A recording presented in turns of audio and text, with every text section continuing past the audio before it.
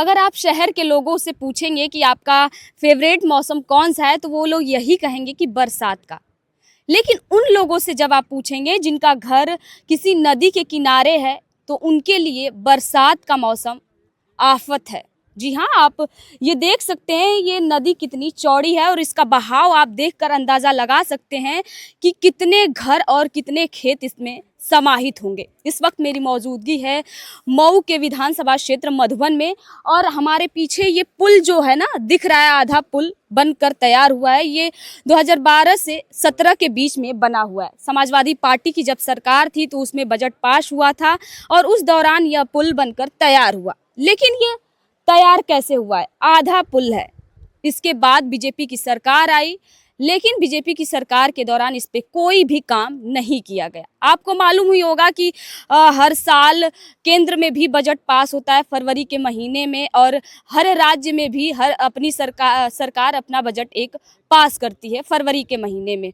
उत्तर प्रदेश की सरकार ने भी इस साल 2026 में जो बजट पास किया है ये अब तक का उत्तर प्रदेश का सबसे बड़ा बजट कहा गया। इस पे विधानसभा में तालियां थपथपाई गई, सरकारों ने अपनी भी पीठ थपथपा ली बजट के नाम पे। उसके बाद अनुपूरक बजट भी लाया जाता है। अभी कुछ समय पहले, अभी 3-4 दिन पहले विधानसभा सत्र स्टार्ट हुआ था जिस दौरान अनुपूरक बजट पास किया गया, लेकिन उन बजट में इस तरीके का विकास कहीं नहीं दिखा। और जब विकास के नाम पे बजट पास होता है तो आपने कानपुर एक्सप्रेसवे अच्छी से देखा होगा कि किस तरीके का वो एक्सप्रेसवे बना हुआ है।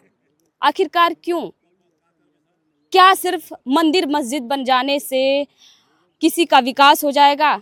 यहाँ के लोगों से जब मैंने बातचीत की तो उन लोगों का कहना है कि मऊ से ये जो पुल है ना, ये कोई छोटा मोटा पुल नहीं है, ये मऊ और देवरिया को जोड़ने वाला पुल है। लेकिन इसके बावजूद भी सरकारें इस पे ध्यान नहीं दे रही हैं। सोचिए ये कितनी बड़ी सोचने वाली बात है।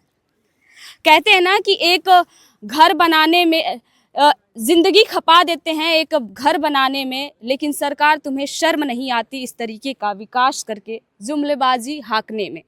यहाँ पे कुछ लोग हैं, उनसे बातचीत करेंगे और जानेंगे कि आखिरकार वो जब बाढ़ आती है तो किस तरीके का उन्हें समस्याएं देखनी पड़ती है, किस तरीके से वो लोग ज़िंदगी अपनी जीते हैं। क्योंकि लोगों का कहना है कि जब बाढ़ आती है तो सैकड़ों गांव घर इसमें बह जाते हैं।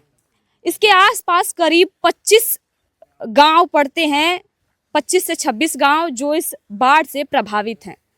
जब बाढ़ आती है तो लोगों के खेत चले जाते हैं, घर समाहित हो जाते हैं।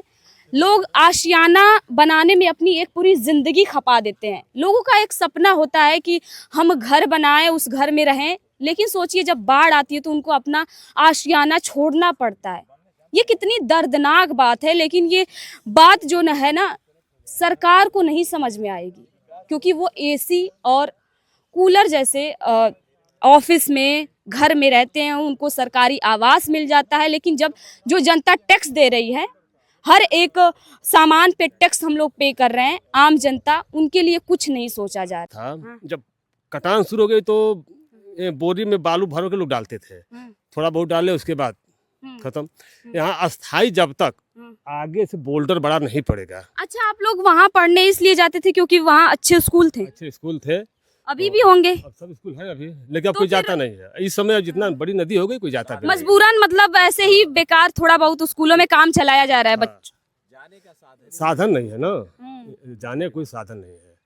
साधन तो है वो पुल, लेकिन आधा बनकर। देखिए वो पुल 2014 में माननीय मनमोहन सिंह के नाम पर तैयार हुआ।